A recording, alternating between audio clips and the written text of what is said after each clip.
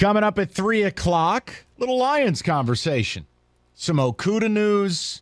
And my God, can we get a backup quarterback, please? But we'll talk about it as mercifully the preseason wraps. Right now we're talking about the bizarre. Even if this is what Harbaugh was going to do, why would you do a press release? Why would you put this out there? I don't get it. But look, I've asked the question. How does the story end? It's your team.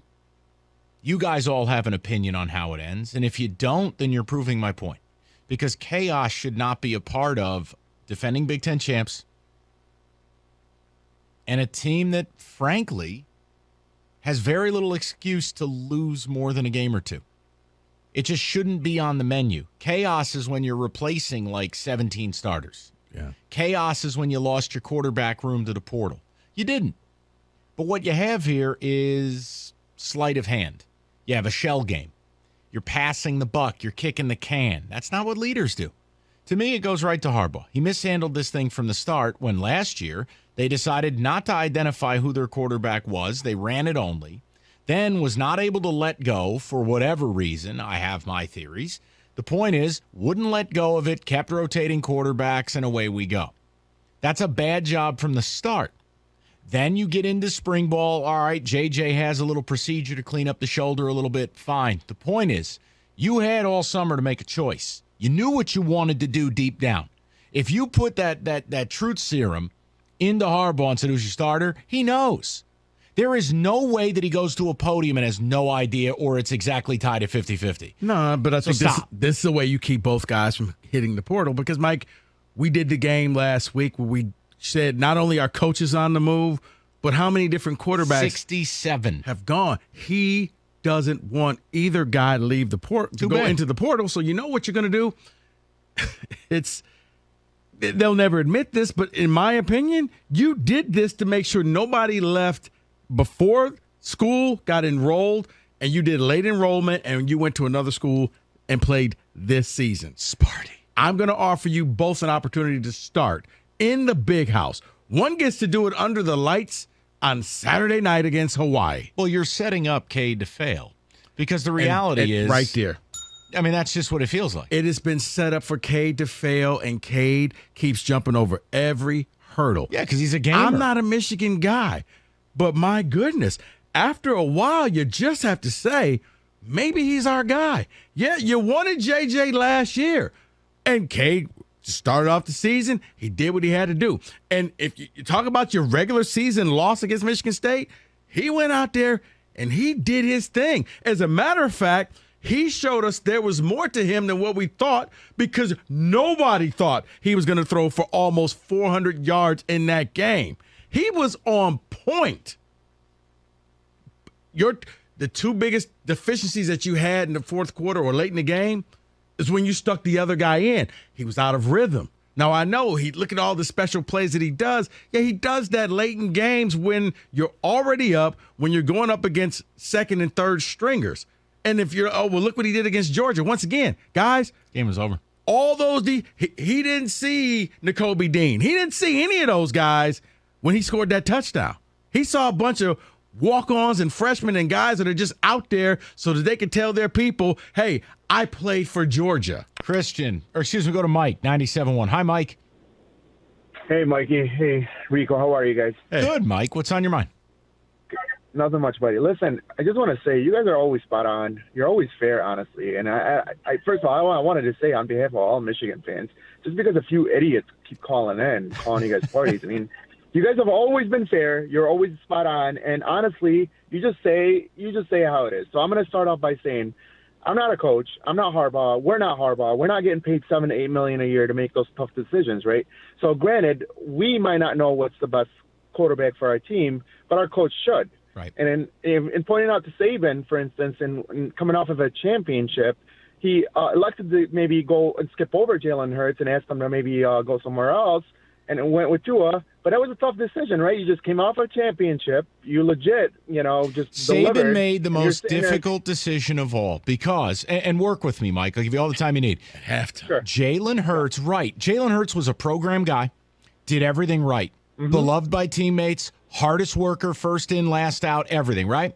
Had a bad half. Yep. And Saban went, And he did the boldest thing he could do, knowing if it backfired, he'd be crucified. He did everything your coach refuses to do. But then what he then did, Mike, was once he made the move to Tua, stuck with it. It wasn't, okay, Jalen, you're back in for a couple of plays. Okay, Tua, now you're back in, and we're going to just hope that we make everybody happy. We're moving on. He knew that this was a controversial thing, and it better work. But that's what leaders do, Mike.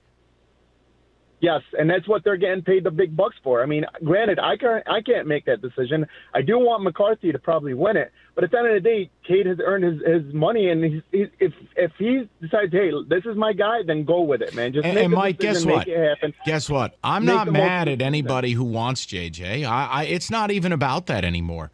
It's this idea that something that really shouldn't be a story is a story. And it's going to seep into the season. And it's, once again, if I have a soft spot, it is for Cade based on what the hell has this kid done wrong? Now, it's a business. I know. But, it feels man, weird. What has he done wrong? Man, it feels weird. I feel sorry because it does feel like you're being set up to fail. It feels like you're set up to get whacked. Like no one wants you here.